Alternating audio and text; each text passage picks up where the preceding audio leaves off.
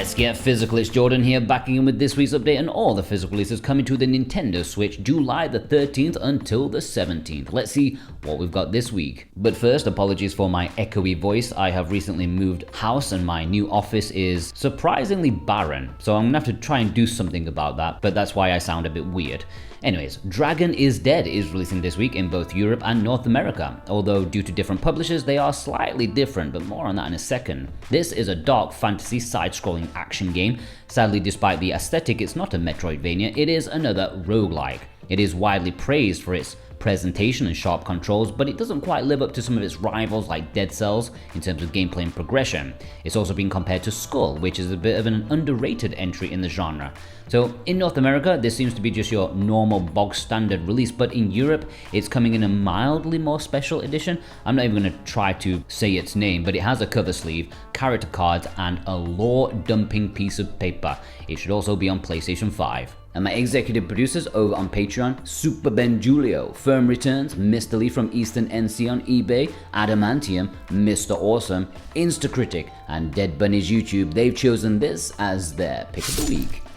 K-pop idol stories Road to Debut is releasing this week on Nintendo Switch and PlayStation 5, and this is a life simulation management sort of game where you manage an idol group, find the actual members, set their schedule, and actually quite a lot of things. It seems like a really packed game that's trying its best to convey the K-pop world in the best way possible. Approachable, relatable, but still quite busy with lots of facets to add to a varied experience. The game is not out even digitally yet, so there are no reviews for it, but hopefully it turns out okay.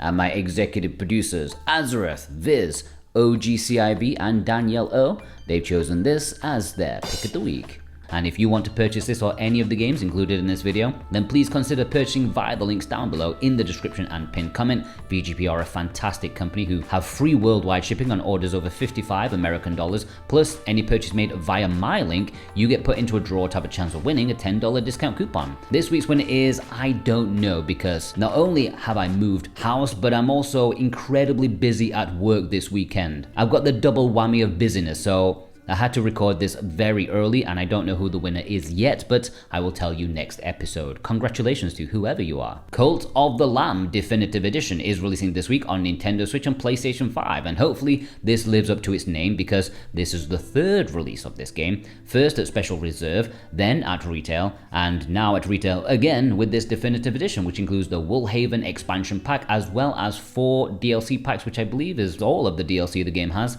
And yeah, this was a big indie game pushed by Devolver Digital, selling millions of copies. If you don't own one of the previous releases, then consider picking up this bigger, better version. And my executive producers, Dane Wilkinson, Ghost Bune, Mojo, Josh Foot, Joshua L, and Sora Cat, they've chosen this as their pick of the week. Momento is releasing in Europe this week on Nintendo Switch. And no, it's not based off the Christopher Nolan movie from the 2000s, it is a room decorating game, perhaps akin to Unpacking, complete with the same kind of visual storytelling and emotional damage that can go along with it. Apparently the objects you choose will affect the story later down the line as you start in your childhood and I'm guessing end up in the retirement home, but as simple as it is supposedly a very lovely game. And my executive producers Chaser Mine, Jake Vav, Miami Sunrise, and Madhawk110, they've chosen this as their pick of the week. Chickenhare and the Treasure of Spiking Beard is releasing in North America this week. It should be out in Europe already, and this is a 3D platformer that feels like it belongs in the PlayStation 2 era, which is not a negative in my opinion, just going back to a more innocent time in gaming. Reviews for this one are decent, so if you're looking for a simple but charming adventure, maybe take a look at this. Alright, there are no low print limited pre-orders this week, so we're going to move on to the imports. If you want to import any of these games, you can do so via VGP and PlayAsia, who, if you click my PlayAsia link, you should be able to get 5% off with my discount code Jordan2026. But remember to click my link first, otherwise it won't work, and if it still doesn't work, just like start a fresh browser, okay? And hopefully that should work. 70s style robot anime Geppy-X is releasing physically in Japan this week on Nintendo Switch and PlayStation 5, and my lord, I am excited about this one.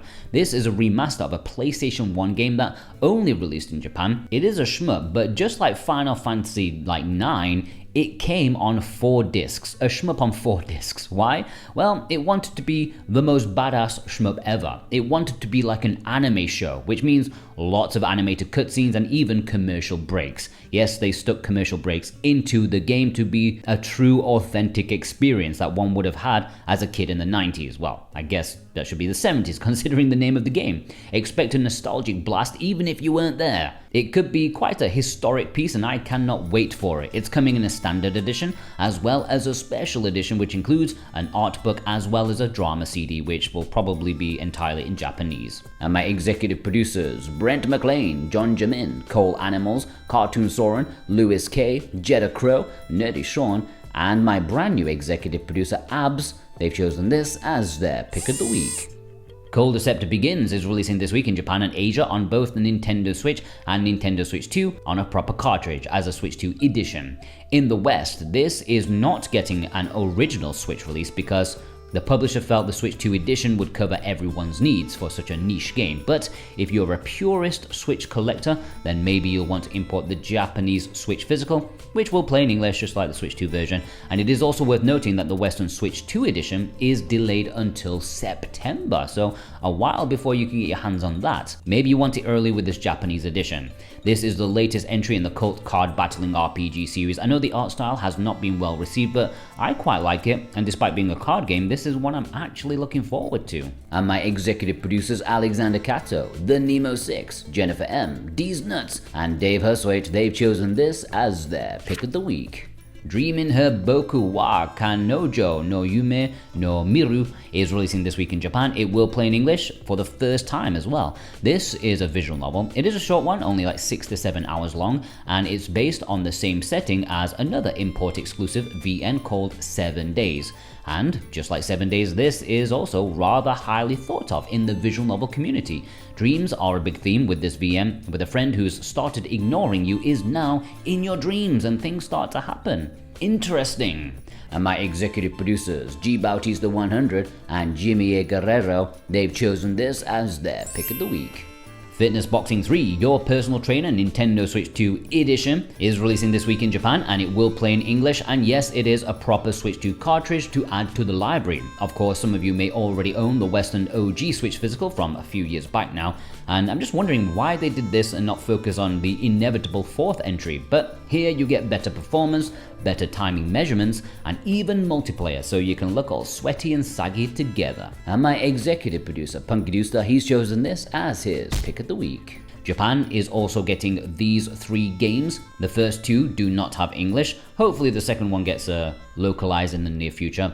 And Promise Mascot Agency is coming, well, sometime this year in the West. Alright, there is no community spotlight this week because, as I said, I am extremely busy moving house and working the weekend. Everything's combined to make my life incredibly difficult, but not to worry, the community spotlight will return next week, and please do not send any more photos, okay? I have enough for next week. If you send more, it just means a big pile up, and I don't like big pile ups. Sorry if I've disappointed you, but if not, and you enjoyed this video and you watched it all the way through, please leave me a dragon emoji in honor of Dragon is Dead. And I hope you all have a fantastic day, and I'm sorry about the echo. I don't know what to do.